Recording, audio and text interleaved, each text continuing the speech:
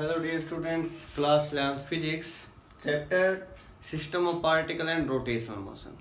अब तक हमने सेंटर ऑफ मास के बारे में पढ़ा। सेंटर ऑफ मास किस टाइप से लाई करता है, इसका फॉर्मूला हम लोगों ने किया।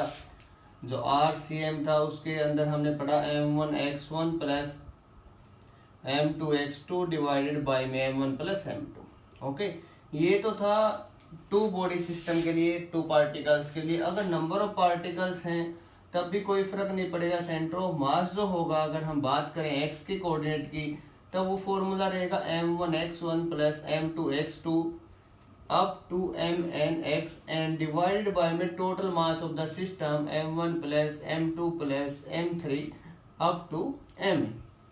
Clear. In the similar way जो YCM रहेगा उसका फॉर्मूला m1y1 का कोऑर्डिनेट होगा m2y2 up to mny divided by में sum m1 plus m2 plus m3 up to m। ठीक है, तो ये कुछ रिजल्ट्स थे जिनका हम यूज करेंगे किसी भी न्यूमेरिकल को सॉल्व करने के लिए। उससे पहले जो सेंटर ऑफ मास है उसका कंसेप्ट जो है वो हमारे माइंड में उसकी पिक्चर सेट हो जानी चाहिए कि होता क्या है एक्चुअल में। तो देखिए शाबाश, यहाँ मैंने कुछ पॉइंट से क्लियर करने की कोशिश की है। सेंटर ऑफ मास जो है उसके बारे में जैसे आप यहाँ से देखेंगे, the position of center of mass of a system is independent of choice of coordinate system। तो कोऑर्डिनेट सिस्टम पर इसका कोई इफेक्ट नहीं होता, जो पोजीशन ऑफ सेंटर ऑफ मास है वही रहेगी। ठीक है, फॉर एग्जांपल कोई स्फेरिकल ऑब्जेक्ट है तो उसमें पोजीशन ऑफ सेंटर ऑफ मास इसी पॉइंट पर रहेगा। ठीक है, अगर यहाँ बोले तो ये इसी पॉइंट पर रहेगा। अगर कोऑर्डिनेट सिस्टम चाहे यहाँ से स्टार्ट करें या फिर यहाँ 0 मान के चले, इससे इसकी पोजीशन पर कोई इफेक्ट नहीं होगा। नंबर 2 जो है द पोजीशन ऑफ, इसको पॉइंट नंबर 1 आप लिख सकते हैं। Point number 2 the position of centre of mass, COM मैंने यहाँ पर सेंटर ऑफ मास के लिए लिया है, depends on shape size and distribution of mass की मास किस टाइप से डिस्ट्रीब्यूट है। ठीक है, कोई स्फेरिकल ऑब्जेक्ट है, फॉर एग्जांपल ये है, अगर मैं यहाँ से इतना सा पोर्शन रिमूव कर देता हूँ, ध्यान से समझना बेटा, ये पूरा कोई स्फेरिकल बॉडी है, इतनी कैविटी हमने यहाँ से निकाल ली। ठीक है, अब मास तो इतने से सिस्टम के ऊपर रहा, पहले सेंटर ऑफ मास यहाँ था, अब सेंटर ऑफ मास शिफ्ट होकर किसकी तरफ चला जाएगा, जहाँ ज्यादा मास है। ठीक है, अब जो बॉडी थी मैं यहाँ बना के दिखा रहा हूँ, पहले बॉडी ये थी, इतना पोर्शन इसमें से निकाल लिया गया, तो अब बॉडी की शेप कुछ इस टाइप से हो चुकी है। ठीक है, यहाँ तो कुछ नहीं है, अब सेंटर ऑफ मास कहाँ होगा, जहाँ मास ज्यादा उसकी तरफ ही होगा। Okay, is it clear. यहाँ से ये पता चल रहा है कि सेंटर ऑफ मास जो है वो हमेशा सेंटर पर लाई नहीं करता। ये कोई ट्रू नहीं कि वो हमेशा सेंटर पर लाई करे। ठीक है, ये विद इन और आउटसाइड द बॉडी हो सकता है। Note, it may lie mean centre of mass may lie inside और आउटसाइड द बॉडी। इनसाइड और आउटसाइड दोनों में हो सकता है। ठीक है, तो ये रट्टा मत लगाना कि उस बॉडी के अंदर ही होगा, नहीं बेटा, आउटसाइड भी हो सकता है उस बॉडी से, डजंट मैटर। नंबर 3, अगर हम बात करें the position of centre of mass changes only under the effect of translational motion. ठीक है, लीनियर मोशन जो उसमें चेंज होगा, और इन केस ऑफ अगर रोटेशनल मोशन बात करें तो रोटेशनल मोशन में सेंटर ऑफ मास जो है उसकी पोजीशन चेंज नहीं होती। ठीक है, किसमें होती है, ओनली ट्रांसलेशनल मोशन। नंबर 4 जो पॉइंट है very important, if we know the centre of mass of different part of the system then we can get the combined centre of mass by treating them as point object. For example 4 या 5 system हमारे पास है, हमें combined centre of मास निकालना है और हर एक system का सेंटर ऑफ मास हमें पता है, तो हर एक सिस्टम को हम क्या ट्रीट करेंगे, एज ए पॉइंट ऑब्जेक्ट, जिससे हमें इजी हो जाएगा सेंटर ऑफ मास कैलकुलेट करना। तो ऐसे बस एक दो न्यूमेरिकल्स अप्रोच से करते हैं, फिर आगे कंटिन्यू करते हैं।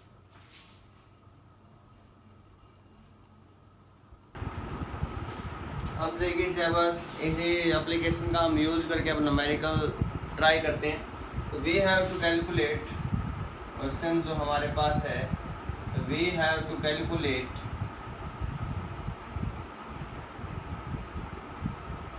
The position of centre of mass, the position of centre of mass for a lamina, for a L shaped lamina of mass 3 kg। उसका जो मास है वो 3 kg है और यूनिफॉर्म किस टाइप से देखिए इसे बस एल शेप है, इस टाइप से है, बॉक्स 1 2 3, इन तीनों का जो मास है वो 1 kg है, ठीक है। इसको हम इस टाइप से लिख देते हैं X axis for this is Y axis, और यहाँ ओरिजिन पॉइंट आप लिख सकते हो A B C D E इस टाइप से, Y axis X axis force. तो अब यहाँ देखिए शाबाश से कोऑर्डिनेट है और जो पॉइंट जो यहाँ है वो इस टाइप से है, दैट इज 1,0, ये होगा 2,0, बिल्कुल इक्वली स्पेस है 0,1 0,2, ठीक है। और यहाँ इस पॉइंट की बात करें तो ये 1,1 है। अगर इस पॉइंट की बात करें तो यहाँ x जो है वो 2 है, y जो है 1 है, पहले x लिखते हैं फिर y लिखते हैं। यहाँ अगर x देखें तो x कितना है 1 है और y कितना है 2। तो ये कंप्लीट हुआ। 3 बॉडी हैं 1 2 3, इन तीनों की वजह से क्या करना, हमें कंबाइंड जो है ABCDEF यहाँ लिख रहा हूँ, एक combined centre of mass find out करना है।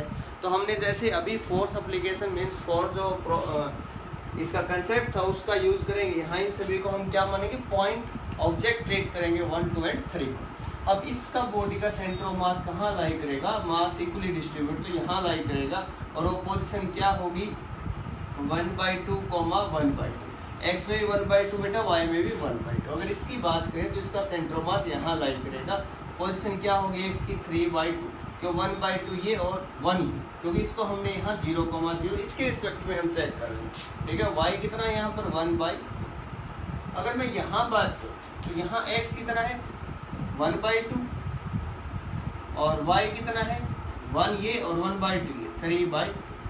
तो देखिए शाबाश, यूजिंग फार्मूला, जो फार्मूला हमें पता है वो अप्लाई करते हैं यहाँ पर।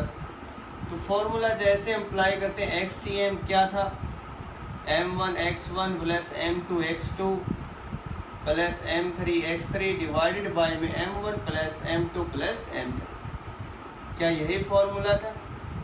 और YCM क्या था, अगर हम बात करें YCM तो क्या था m1y1 plus m2y2 plus m3y3 divided by में m1 plus m2 plus m3, okay. तो ये कुछ पॉइंट है। तो हम फर्स्ट यहाँ से लेकर चलते हैं XCM की पोजीशन क्या हो। मास सभी का 1 kg है, टोटल 3 kg, तो 1 m1, y1 क्या हुआ, इसको 1 मानकर चले, तो इसके लिए y1 क्या है, सॉरी x1 क्या है, x1 है सर 1/2 एज इट इज लिखते। सेकंड के लिए मास तो सबके लिए 1 है, पोजीशन क्या है यहाँ पर x1 की 1/2। नेक्स्ट में अगर बात करें तो कितनी है, मास 1 है सर लेकिन पोजीशन चेंज होगी 3/2, और टोटल मास क्या है 1 + 1 + 1 3 kg। 1/2 + 1/2 + 3/2, 1/2 + 1/2 + 3/2 डिवाइडेड बाय में 3। यहाँ 1/2 आप कॉमन भी ले सकते हैं, 1 + 1 + 3 डिवाइड बाय में 3। तो मुझे पता है शाबाश 3 + 1 4 + 1 5, 5 बाय में 2 3 6। तो ये XCM है। सिमिलर वे अगर YCM फाइंड आउट करेंगे तो यहाँ से M1 कितना है 1, लेकिन Y1 कितना है यहाँ पर 3/2, ठीक है। सेकंड में 1, Y1 कितना सेम 1/2 प्लस 1 इंटू Y1 कितना है यहाँ पर इस पॉइंट पर 1/2 डिवाइड बाय में तीनों का सम। तो यहाँ पर भी कुछ ऐसा ही रिजल्ट आने वाला है, 3 + 1 + 1 डिवाइड बाय में 3, कितना हुआ 5/6। तो पोजीशन ऑफ सेंटर ऑफ मास क्या है, तो आप ये लिखेंगे 5/6, पहले XCM फिर YCM 5/6, और इसका जो सेंटर ऑफ मास होगा वो कहीं ना कहीं इस लाइन पर होगा, ठीक है, A से F जो यहाँ पर बनाई गई, ठीक है।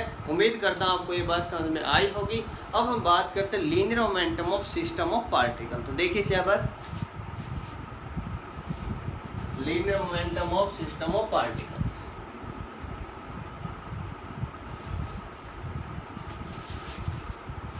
हाई शाबाश, बात करते हैं linear momentum of system of particles. Linear momentum of system of particles, system of particles. तो देखिए syllabus, consider a system of n particles, consider a system of n particles having masses m1, m2, m3 up to m, moving with velocity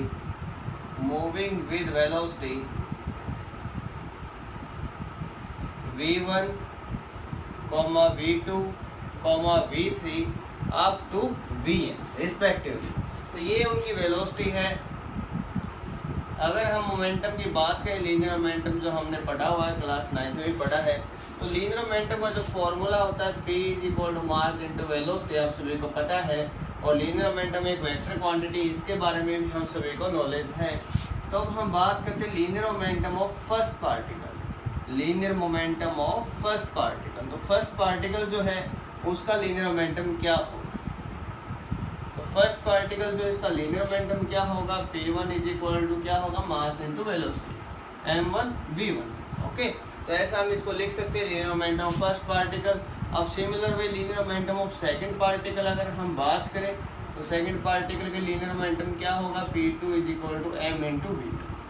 in the similar way linear momentum of nth particle, first second के बाद हम nth particle की अगर बात करें, तो उसके linear momentum क्या होगा? m into v। तो इस टाइप से हम इसको लिख सकते हैं। नेट जो लीनियर मोमेंटम होगा वो क्या होगा? P net = P1 + P2 + P3 up to Pn। इन सब का एडिशन होगा। P को हम क्या लिख सकते हैं, या F को इसकी फॉर्म में लिखना चाहें तो यहाँ से जो P net है ये तो mass of the system, and V क्या? Cm। V Cm means centre of mass के रिगार्डिंग जो वेलोसिटी है वो, that is equal to m1 v1 + m2 v2 + m3 v3 up to mn vn। तो ये यहाँ से रिलेशन आ गई। अगर हम बात करें फॉर एन आइसोलेटेड सिस्टम, तो आइसोलेटेड सिस्टम के अंदर क्या होता है? जो एक्सटर्नल फोर्स होता है, the external force acting on the system is 0। Isolated system की बात की जा रही है। इस केस में अगर ये 0 है तो F एक्सटर्नल अगर 0 है तो F एक्सटर्नल क्या होता है? dp/dt। क्लियर? मीन्स यहाँ पर अगर F एक्सटर्नल 0 है तो dp/dt भी 0 है। dp/dt का 0 होने का मतलब है क्या? अब यहाँ से क्या समझते हैं? इसका मीनिंग ये हुआ बेटा, जो P है वो कांस्टेंट या कंजर्व्ड है, नंबर 1 कांस्टेंट या फिर कंजर्व्ड। नंबर 2 जो P है वो है क्या? Mass into velocity. तो यहाँ जैसे ही हम पुट करेंगे d/dt mass into velocity that is equal to 0, तो मास तो 0 हो नहीं सकता, तो होगा कौन? dVcm/dt = 0। और किसी चीज़ का डेरिवेटिव 0 मीन्स वो टर्म कांस्टेंट। तो यहाँ जो सेंटर ऑफ मास के अलोंग जो वेलोसिटी है वो क्या रहेगी? कांस्टेंट। किस केस में? In case of translational motion. Translational motion में फोर्स होता है, रोटेशन में क्या होता है? टॉर्क। तो Vcm क्या रहेगी बेटा? Constant during the translational motion. तो आपको आई थिंक ये कंसेप्ट जो है क्लियर हो गया होगा, कोई प्रॉब्लम इसके अंदर नहीं आई होगी।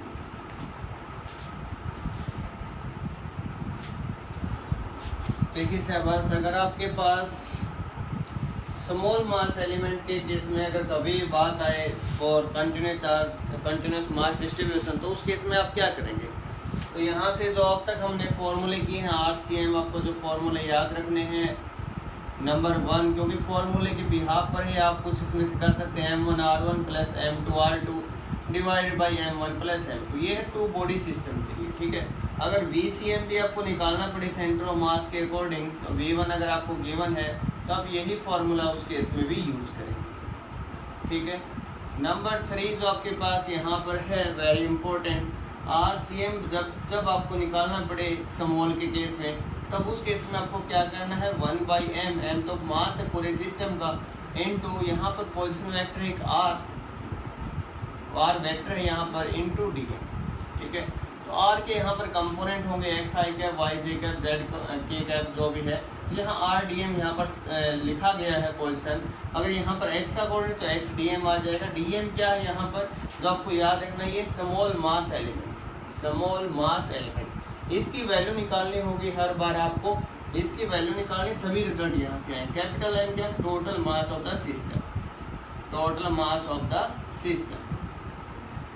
और DM निकलेगा कैसे, तो आपको याद रखना small by small is equal to large by large. कुछ इसके न्यूमेरिकल और कुछ एप्लीकेशन हम करेंगे इसके रिगार्डिंग, जिससे आपको और ज़्यादा क्लियर हो जाए। ठीक है, तो ये कुछ फॉर्मूला जो आपको याद रखना, RCM, BCM या फिर स्मॉल मास डिस्ट्रीब्यूशन के केस में सर कैसे फाइंड आउट करेंगे, तो इस टाइप से आप सभी कर सकते हैं। Thanks for watching.